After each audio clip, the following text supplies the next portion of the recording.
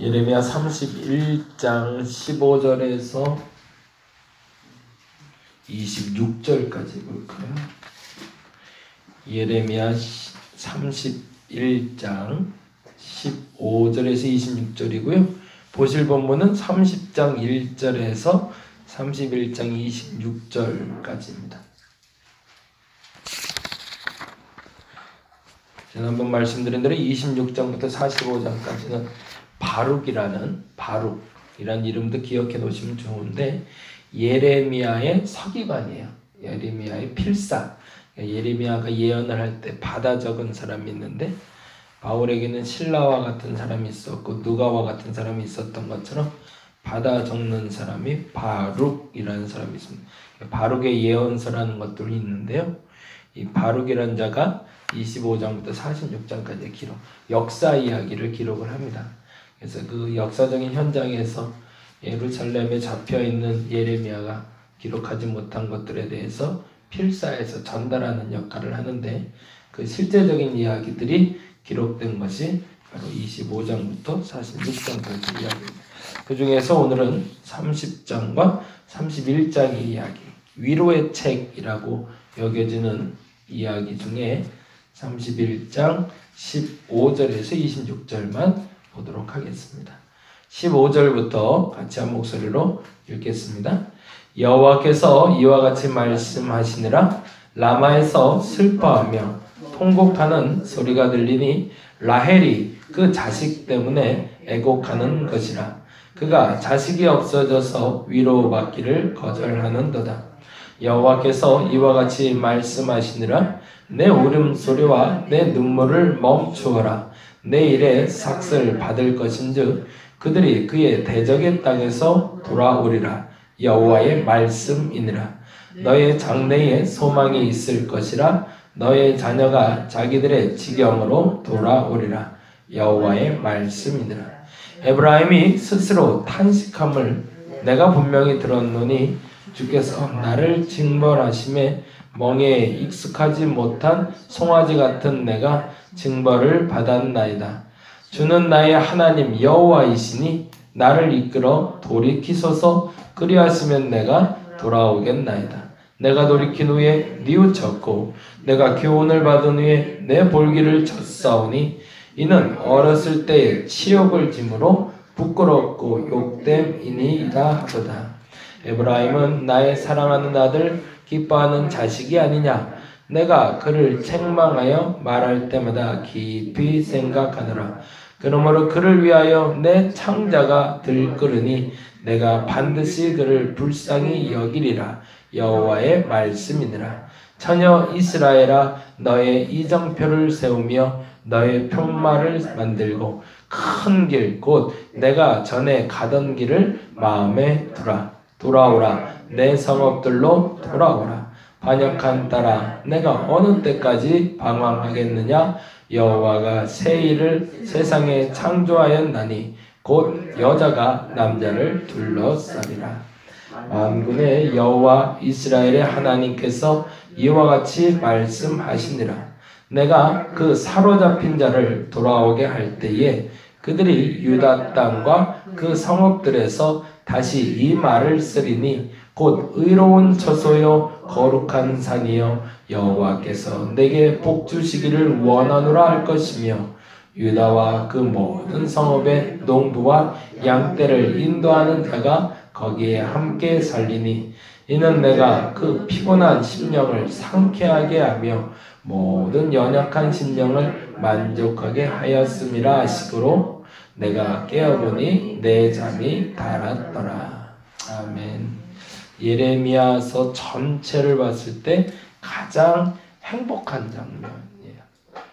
거의 유일무이하게 그냥 고통받고 어려워하고 예언하면서 마음에 애잔한 마음이 가장 기뻤던 예레미야에게 있어서 가장 평온한 시간. 그래서 그날의 느낌을 26절에 다음과 같이 표현합니다. 내가 깨어보니 내 잠이 달았더라. 그만큼 오랜만에 푹 잤던 거죠. 근데 사실은 그럴 만한 상황은 또 아니었어요. 그럴 만한 상황이 아닌 것이 예루살렘에 지금 포로가 돼서 잡혀있는 사람이거든요. 잘못된 예언을 한다고 사람들한테 비방들어서 잡혀서 감옥에 들어가 있는 상황인데 그 와중에 편히 잤다는 겁니다. 근데 그에게 준 평안은 상황이 주는 평안이 아니라 하나님 주시는 평안이었다는 거죠. 저와 여러분이 이 마음을 늘 간직할 수 있기를 간절히 바랍니다. 언제나 상황이 내가를 불평하게 만들지라도 그 상황 때문에 흔들리는 내가 아니라 그 마음에 주시는 평안으로 말미암아 오늘도 달게 잠을 잘 수 있는 여러분이 되었으면 좋겠습니다. 앞서 말씀드린 대로 30장과 31장은 예레미야서에서 특별하게 이렇게 톡 잘라지듯이 그 미래의 소망에 대해서 이야기하고 있는 구절들로 묶어져 있습니다. 그동안은 심판받으리라, 정죄받으리라 이런 얘기로 반복됐다면 이제는 소망이 있으리라 라는 이야기를 하는데 크게 이렇게 좀 나눌 수가 있는 것 같아요. 30장 1절에서 11절까지는 심판이 먼저 있을 것이고 회복될 것이다 라는 이야기로 그 서두를 열고 있습니다. 심판이 없지는 않을 거죠. 왜? 죄를 지었으니까. 죄를 지었으면 그거에 대한 달게 대가를 받아야 되니까 먼저 심판은 있을 것이다. 그러나 반드시 하나님이 회복시킬 것이다 라는 이야기의 전체적인 큰 줄거리를 1장부터 11장까지 이야기를 하면서 그걸 이제 세분화해서 30장 12절부터 다시 소개를 하는데요. 30장 12절에서 24절까지는 그 회복은 어떠한 회복인지에 대한 약속에 대해서 증거하고 있습니다. 30장 1절에서 11절은 심판이 있을 것이다. 그런데 심판 후에 회복이 있을 것이다. 그리고 그 회복은 하나님의 약속이다 라고 얘기하는 게 바로 12절부터 24절까지가 돼요. 그리고 31장 1절에서 14절은 그 내용에 대해서 조금 더 구체화됩니다. 회복을 약속하셨는데 그 회복이 무엇이냐라는 질문에 대한 대답인데 바벨론에서 포로로 귀환해서 오게 될 것이다. 반드시 오게 될 것이며 그것은 곧 해방의 기쁨이 될 것이다. 라는 이야기를 1절부터 14절까지 31장 1절에서 14절까지 하고 있고요. 31장 15절에서 26절까지는 그 기쁨과 그 행복에 대한 기록이 되고 있습니다. 그러니까 이제 이게 피부로 느껴지는 거죠. 아까 말했던 그 포로 귀환을 되고 해방됐던 1절부터 14절까지의 그 느낌이 내게 진정한 기쁨이 되는 장면이 나오는 게 오늘 읽었던 15절에서 26절까지 이야기가 됩니다. 그래서 그 꿈이 달았다라고 표현한 것은 그 포로 귀환했던 그 미래의 감정을 그대로 이입해서 예루살렘에 머물고 있는 우리 예레미야가 경험하고 있는 거죠. 그래서 15절에서 26절까지는 그 포로 귀환에 대한 기쁨을 간접적으로 느끼는 장면이고요. 31장 27절에서 40절까지는 포로 귀환에서 온 이스라엘 백성들이 영적으로 성장할 것이다. 이제는 그 고통에서 벗어나 그 죄에 대한 대가를 치르고 회복해서 돌아온 이스라엘 백성들이 이제는 영적으로 과거와는 달리 영적으로 성장해 있는 모습을 보게 될 것이다 라는 이야기를 하고요. 31절부터 34절까지 41절부터 마무리하는 장면은요. 다시 얘기 드릴게요. 27절 40절 영적 진보와 새 언약의 체결까지 그렇게 해서 마무리되는 걸로 30장부터 31장까지 얘기가 전체적으로 전개가 됩니다. 그러니까 심판이 있을 거고 심판 후에 회복이 있을 거고 이 회복은 하나님의 약속이고 이 약속은 바벨론에서 귀환되는 실제적인 사건이며 이 사건은 곧 영적인 육적인 해방의 역사일 것이다. 그러자 그 말을 들은 예루살렘에서의 예레미야가 너무나 감격해서 그 단잠을 잘 만큼 행복에 겨웠고 그 행복에 겨워하는 예레미야에게 또다시 알려주신 기쁨은 이스라엘 백성들이 과거와는 달리 영적으로 진보할 것이고 영적으로 진보한 새 언약이 체결될 것이다 라는 이야기가 30장부터 31장까지의 위로의 책에 대한 요약이 됩니다. 어찌 보면 우리에게 말씀하시는 요약이기도 하죠. 우리에게 죄를 고백하는 순간 하나님은 그 죄에 대해서 용서해 주시기도 하지만 그 죄에 대한 대가를 달게 받게 하실 겁니다. 이 부분을 여러분이 잘 기억하셔야 됩니다. 근데 죄에 대해서 대가를 달게 받는데 그것이 힘들고 어렵긴 하지만 아프지는 않을 겁니다. 힘들고 어렵지만 아프지 않는다는 건 뭘까요? 육적으로나 어떤 환경적으로는 어려울 수 있지만 마음의 고통은 없다는 거죠. 왜? 죄에 대해서 용서받았으니까. 그러나 죄의 대가를 달게는 받아야 되니까 힘들고 어려울 수는 있다는 얘기죠. 힘들고 어려울 수는 있지만 그 죄에 대한 대가 때문에 마음의 아픔은 없을 겁니다. 그럼에도 불구하고 우리가 그 심판이라는 과정을 겪어내고 나면 하나님이 회복시킬 것인데 그건 내가 머물렀던 그 땅이 아니라 그 땅에서 옮겨져 하나님이 심고 싶은 새하늘과 새 땅에 심게 되실 거라는 거예요. 그래서 그 땅에서 우리가 참된 기쁨을 누리게 될 텐데 그 기쁨의 순간 우리는 알게 될 거라는 겁니다. 비로소 과거의 나보다 성장해 있는 나를.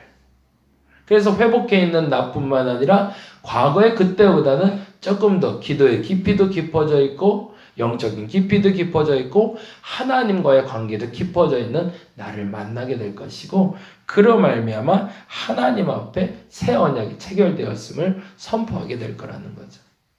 그러한 영적 진보가 오늘 시작해서 시작되는 여정 그리고 여러분의 신앙의 여정 가운데 끊임없이 반복되기를 바랍니다. 요 여정이 반복되실 거예요. 잘 기억을 해놓으세요. 그러니까 죄에 대해서 깨닫고 선포하면 뭐가 있다고요? 죄에 대한 심판, 달게 받아야 돼요. 그 다음에 회복입니다. 죄에 대한 대가를 치르고 회복, 그리고 회복되고 나면 어떤 일이 벌어진다고요? 내가 이전의 장소에서 옮겨져서 하나님의 언약의 장소로 옮겨지게 되고 그곳에서 비로소 나는 깨닫게 되는 거죠. 영적인 진보된 나를. 그 표현에 대해서 31장 22절에 이렇게 표현하고 있습니다. 31장 22절. 자, 가볼까요? 31장 22절. 읽어보겠습니다. 반역한 딸아 내가 어느 때까지 방황하겠느냐? 여호와가 새 일을 세상에 창조하였나니 곧 여자가 남자를 둘러싸리라 라고 되어 있어요. 이 표현이 예레미야가 봤던 마지막 새나라와 새 창조의 비전이었습니다. 그래서 학자들이 이걸 크게 네 가지로 표현을 하는데요. 첫째는 동정녀였던 마리아가 예수 그리스도를 이렇게 감싸고 있는 모습. 피에타라는 작품 여러분 잘 아시죠? 십자가에서 내려오신 예수를 껴안고 있는 마리아의 형상. 그러한 같은 이후의 메시아에 대한 예언이다라는 해석도 있고요. 또 하나의 해석은 이 여자 같은 이스라엘이 바벨론을 무너뜨리고 승리하게 될 것이다 라는 뜻도 감춰져 있다고 하는데 학자들에게 정설로 여겨지는 건 여자로 비유되는 이 이스라엘 땅에 남자로 비유된 이스라엘 선민들이 돌아오게 될 것이다. 그동안 괴롭혀졌던 모든 것에서 하나님이 품어주시고 그 품어주신 그 품 안에 이스라엘 백성들이 머무게 될 것이다 하는 예언의 선포로 말하고 있습니다. 뭐가 시작된다는 거죠? 하나님의 보호하심이. 그래서 우리는 천국, 새하늘과 새 땅을 얘기할 때 그 천국은 저 우주에 있는 천국을 얘기하기도 하지만 보다 정확히는 하나님의 뜻이 실현된 장소, 하나님이 보호하심이 있는 장소를 우리는 천국이라 부릅니다. 이 땅에 천국을 살아간다라고 얘기할 때 그것은 내 마음속에 내 삶에 하나님의 법이 하나님의 뜻이 실현된 세상을 말합니다. 제가 그리고 여러분이 죄에서 벗어나 회복돼서 하나님 앞에서 영적인 진보를 경험하게 된다는 그때는 바로 그 천국을 사는 것을 얘기하고 나도 모르게 내 몸속에 배어있는 하나님의 법대로 하나님의 뜻대로 살아가는 나를 발견하는 것. 그것은 상황이 바뀐 것이 아니라 내 삶이 하나님의 뜻대로 살아가는 삶으로 변화되어 있는 삶을 말하는 거죠. 오늘이 그 첫날이 되시기를 간절히 바랍니다. 새하늘과 새 땅은 임하는 것이 아니라 내 안에 실현되는 겁니다. 그래서 상황이 변해서 새하늘과 새 땅이 되는 것이 아니라 내가 변해서 하나님의 뜻과 하나님의 마음대로 살아갈 수 있는 것, 그것이 곧 새하늘의 새 땅이라는 겁니다. 그 마음으로 오늘을 사시고, 그래서 오늘 시작된 이 새벽에 마무리하는 밤에는 단잠을 잘 수 있는 저와 여러분이 되시기를 간절히 바랍니다. 기도하겠습니다. 새하늘과 새 땅이 열립니다. 하나님 품으로 돌아온 자들, 구체적으로 하나님 앞에 죄를 깨닫고 그 심판을 넘어선 자들, 그래서 그 죄를 넘어서서 그 죄에 대한 대가를 달게 받고 있었던 사람들, 그 사람들에겐 반드시 회복의 역사가 있을 겁니다. 그 회복은 과거에 내가 머물렀던 땅이 아니라, 이전에 머물렀던 땅이 아니라 새하늘과 새 땅이 될 겁니다. 그곳에서 참된 기쁨이 있을 것이며 무엇보다도 영적인 진보가 일어날 겁니다. 과거의 나의 그 기도가 아니라 더 깊어진 기도를 경험하게 될 것이고, 과거의 나의 영적인 체험이 아니라 더 깊어진 영적 체험을 하게 될 겁니다. 그리고 비로소 우리는 고백할 겁니다. 이곳이 천국이라고. 이곳이 하나님의 뜻이 실현된 장소라고. 아니, 이곳이 바로 내가 영적인 장소 천국으로 만들었노라고. 우리가 그러한 천국을 누리며 살아가는 오늘 한날이 되게 하여 주시옵소서. 내 마음속에 하나님의 뜻이 실현되게 하여 주시옵소서. 하나님의 법대로 살아가는 나를 보게 하여 주옵소서. 그러한 영적인 진보가 일어나는 첫날이 되게 하여 주시옵소서. 감사합니다. 고마우신 예수님 이름으로 기도드렸습니다. 다 같이 기도하고 돌아가도록 하겠습니다.